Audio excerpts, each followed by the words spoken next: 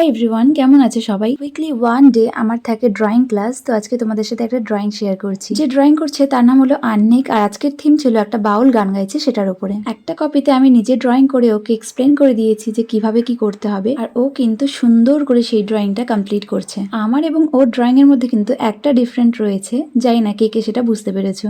Almost কিন্তু complete হয়ে যাচ্ছে। তো তোমরাই দেখে বলো যে ড্রয়িং দুটো কেমন হয়েছে। এক পাশে রয়েছে আমার কপি আর আরেক পাশে রয়েছে ওর কপি। এই যে ফাইনাল রেজাল্ট।